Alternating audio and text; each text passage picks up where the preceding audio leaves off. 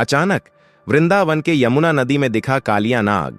फिर जो चमत्कार हुआ जिसे देखकर भक्तों के पसीने छूट गए। वृंदावन, जिसे हम प्रेम और भक्ति की नगरी कहते हैं, लेकिन क्या आपको पता है कि इसी नगरी की गोद में एक ऐसा रहस्य छिपा है जिसे खुद यमराज भी छूने से डरते हैं। 27 जनवरी की वो दोपहर, जब सूरज ठीक सिर के ऊपर था, वृंदावन के केशी घाट पर कुछ ऐसा हुआ जिसने विज्ञान की किताबों को फाड़ कर रख दिया। हजारों चश्मदीद गवाह, हजारों मोबाइल कैमरे, लेकिन सच इतना खौफनाक कि लोगों के पसीने छूट गए। क्या द्वापर युग का वो कालिया नाग जिसे श्री कृष्ण ने पाताल भेजा था वापस आ गया है? और अगर आया है तो वह अपने साथ क्या लेकर आया है? आशीर्वाद या तबाही? भक्तों, आधा अधूरा ज्ञान सुनना या छोड़ देना दुख और पाप का कारण बनता है। इसलिए इस घटना को अंत तक अवश्य देखें। अगर आप भी श्री कृष्ण भगवान के सच्चे भक्त हैं तो इस वीडियो को लाइक करके चैनल को सब्सक्राइब जरूर करें और कमेंट में राधे राधे जरूर लिखें। तो चलिए बिना किसी विलंब के शुरू करते हैं। वृंदावन, जहां की हवाओं में राधा नाम की मिठास है, लेकिन 27 जनवरी 2026 की उस सुबह कुछ अलग था। सुबह के 4 बजे जब मंदिरों में मंगला आरती की तैयारी हो रही थी, तब यमुना के तट पर बसे प्राचीन बांके बिहारी मंदिर के मुख्य पुजारी को एक अजीब सपना आया।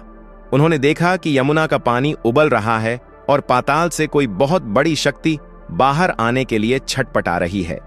सुबह 8 बजे तक वृंदावन के स्थानीय लोगों ने महसूस किया कि जमीन के अंदर एक हल्की सी थरथराहट हो रही है। लोग इसे मामूली भूकंप समझ रहे थे, लेकिन घाट पर रहने वाले साधु संत जानते थे कि यह कोई प्राकृतिक आपदा नहीं, बल्कि किसी दैवीय शक्ति की आहट है। यमुना का जल स्तर, जो पिछले कई दिनों से कम था, अचानक बिना किसी बारिश के बढ़ने लगा। पानी का रंग नीला से मटमैला और फिर धीरे धीरे गहरा काला होने लगा। जैसे जैसे घड़ी की सुइयां दोपहर के 12 की तरफ बढ़ी, वृंदावन का तापमान अचानक बढ़ने लगा। लेकिन अजीब बात यह थी कि जितनी तेज गर्मी थी, उतनी ही ठंडी हवा यमुना की तरफ से आ रही थी। केशी घाट पर हजारों की भीड़ थी। अचानक वहां मौजूद सैकड़ों बंदर, जो हमेशा यात्रियों से खाने की चीजें छीनते थे, वे सब के सब एक साथ शांत हो गए। वे अपनी पूंछ दबाकर ऊंचे मंदिरों के गुंबदों पर चढ़ गए और डर के मारे यमुना की तरफ देखने लगे। वहां मौजूद एक स्थानीय फोटोग्राफर अमित ने बताया, मैंने अपनी जिंदगी में ऐसा नजारा नहीं देखा। परिंदे आकाश में गोल गोल घूमने लगे, जैसे उन्हें ऊपर से कोई बड़ी चीज दिख रही हो। पानी के अंदर से एक ऐसी आवाज आ रही थी जैसे हजारों सायरन एक साथ बज रहे हों। दोपहर के ठीक 1:30 बजे, जब सूरज की किरणें सीधे यमुना की लहरों पर पड़ रही थीं, तभी घाट से करीब 300 मीटर दूर पानी के बीचों बीच एक विशाल जल स्तंभ खड़ा हो गया। पानी 100 फीट ऊपर हवा में उछला और फिर उस धमाके के बीच से निकला एक विशाल काय 7 फन वाला काला नाग। उसकी आकृति इतनी बड़ी थी कि पूरे वृंदावन में उसकी छाया पड़ गई। नाग का शरीर कोयले से भी ज्यादा काला था, लेकिन उस पर उभरी हुई धारियां बिजली की तरह चमक रही थीं। उसके 7 फन अलग अलग दिशाओं में घूम रहे थे और हर फन से जहरीली नहीं, बल्कि कस्तूरी जैसी सुगंधित भाप निकल रही थी। लोगों के पसीने छूट गए, भगदड़ मच गई, लेकिन हजारों लोग ऐसे थे जो अपनी जगह से हिल भी नहीं पाए। उनकी आंखें उस भयानक और दिव्य दृश्य पर जम गई थीं। जब नाग ने अपना पूरा शरीर पानी से बाहर निकाला तो वह लगभग आधा किलोमीटर लंबा लग रहा था। उसने एक बार जोरदार फुंकार मारी। उस फुंकार से जो हवा निकली, उससे घाट पर लगे पुराने बरगद के पेड़ झुक गए। लेकिन असली चमत्कार अब होने वाला था। नाग के सबसे बीच वाले फन पर एक नीली मणि चमकने लगी। उस मणि से एक रोशनी निकली और सीधे यमुना के उस गंदे नाले पर पड़ी जो सालों से नदी को प्रदूषित कर रहा था।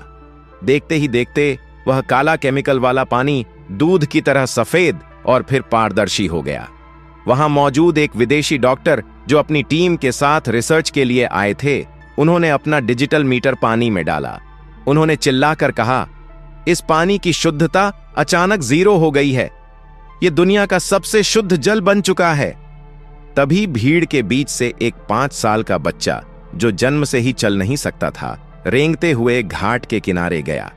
उसकी मां उसे पकड़ने के लिए दौड़ी, लेकिन तभी नाग ने अपना विशाल फन उस बच्चे के ठीक सामने ला दिया। लोग डर गए कि अब यह नाग बच्चे को निगल जाएगा। पुलिस वाले अपनी बंदूकें तान चुके थे, लेकिन नाग ने बहुत ही कोमलता से उस बच्चे के सिर पर अपनी जीभ छुआई। पल भर में वह बच्चा खड़ा हो गया और दौड़ने लगा। वह बच्चा जय कन्हैया लाल की के नारे लगाने लगा। यह दृश्य देखकर वहां मौजूद हजारों लोगों के पसीने छूट गए और वे सब के सब दंडवत प्रणाम करने लगे। सेना के जो हेलीकॉप्टर ऊपर मंडरा रहे थे, उनके इंजन अचानक बंद हो गए और उन्हें इमरजेंसी लैंडिंग करनी पड़ी। शाम के 4 बजे तक भारतीय सेना की एक विशेष यूनिट वहां पहुंच चुकी थी। उन्होंने थर्मल कैमरे और सोनार सिस्टम से उस नाग की जांच करने की कोशिश की, लेकिन स्क्रीन पर कुछ नहीं दिख रहा था। कैमरा सिर्फ खाली पानी दिखा रहा था, जबकि आंखों के सामने वह विशाल नाग साक्षात खड़ा था।